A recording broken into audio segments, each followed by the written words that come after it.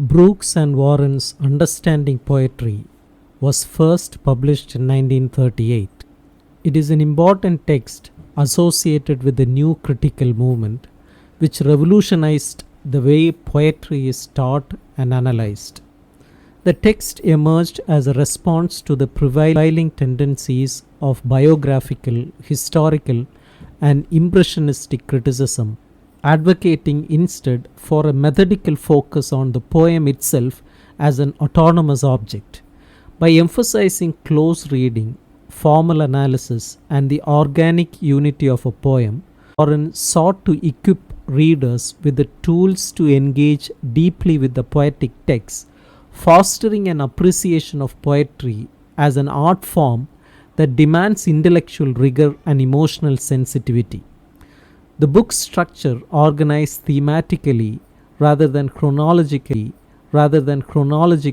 reflects its pedagogical aim to cultivate critical skills through a progressive exploration of poetic elements such as imagery, tone, structure, and irony, all demonstrating how these components coalesce to create meaning. Introduction to Understanding Poetry sets the tone for the entire work, establishing the premise that a poem is not merely a vehicle for conveying the poet's personal emotions or philosophical ideas, but a crafted artifact with its own internal logic. Brooks and Warren argue that the meaning of a poem cannot be reduced to a paraphrase or a summary. It is tied to its form. This insistence on the inseparability of form and content becomes a recurring theme, challenging readers to move beyond superficial interpretations. The authors caution against the heresy of paraphrase, a concept later elaborated by Brooks in his famous The Well-Wrought Urn, which explains that paraphrasing a poem's message strips it of its essential poetic qualities. Instead, they attend to the nuances of language, rhythm, and structure, which together produce the poem's total effect. One of the book's early chapters focuses on imagery and metaphor, explaining how poets use concrete sensory details to evoke complex emotions and ideas. Brooks and Warren analyze poems like John Donne's A Valediction Forbidding Morning and William Wordsworth's I Wandered Lonely as a Cloud to demonstrate how imagery functions not as a decoration but as the very substance of poetic thought.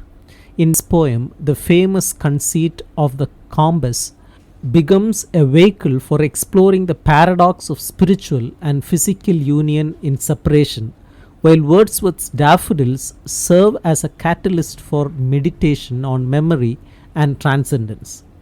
The authors stress that effective imagery is not arbitrary, it arises organically from the poem's thematic concerns and contributes to its overall coherence.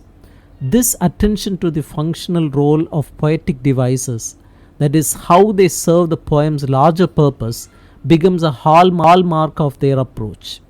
As the book progresses, the authors delve into the complexities of tone, examining how a poet's attitude toward the subject matter or the audience is conveyed through diction, syntax, and rhythm. A chapter on tone might juxtapose Robert Browning's dramatic monologue, My Last Duchess, with its chilling and understatement and ironic detachment against the earnest contemplative voice of Matthew Arnold's Dover Beach. By comparing these works, the authors highlight how tone shapes the reader's emotional response. They emphasize that tone is not a static element, but a dynamic interplay of linguistic choices that can shift subtly within a poem, requiring careful attention to nuances such as irony, ambiguity, and paradox. This focus on tone underscores the new critical belief that a poem's meaning is layered and often resistant to simplistic readings. The discussion of structure in understanding poetry reinforces the idea of organic unity. Brooks and Warren argue that a poem's structure is not a rigid framework imposed from without, but an evolving pattern that emerges from the interplay of its elements. They analyze poems like Blake's The Tiger and T.S. Eliot's The Love Song for J. Alfred Prufrock to show how structural choices such as rhyme scheme, stanzaic form, or the juxtaposition of images contribute to the poem's thematic development. In Blake's poem, the repetitive incantatory questions create a tension between awe and terror, mirroring the paradoxical nature of the tiger as a symbol of divine creation and destruction. In Eliot's modernist masterpiece, the fragmented associative structure reflects the psychological disorientation of the speaker. These analyses illustrate the new critical tenet that form and content are mutually constitutive. The way a poem is structured is inseparable from what it communicates.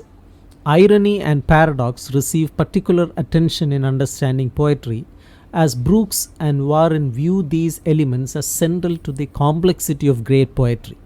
They argue that irony, defined not merely as sarcasm but as a recognition of truths, allows poets to capture the multifaceted nature of human experience. A close reading of Keats's Ode on a Grecian Urn exemplifies this approach. The urn, frozen in time, embodies both the immortality of art and its detachment from lived reality, a paradox encapsulated in the famous lines, "Beauty is truth, truth beauty." Brooks and Warren resist resolving this paradox, insisting instead that the poem's power lies in its ability to hold contradictory ideas in tension. Their analysis of answer to his coy mistress reveals how the poem's carpe diem theme is complicated by ironic undertones that question the very urgency it professes. By foregrounding such complexities, they challenge readers to embrace ambiguity rather than seek definitive answers.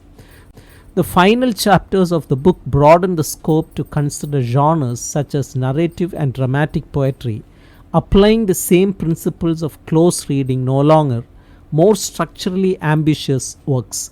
In examining Coleridge's The Rime of the Ancient Mariner, for instance, Brooks and Warren trace how the poem's symbolic imagery, the albatross, the ship, the eerie seascape, contributes to its moral and spiritual themes. They also explore the interplay between the mariner's tale and the frame narrative, highlighting how the poem's structure reinforces its meditation on guilt, redemption, and transmission of stories.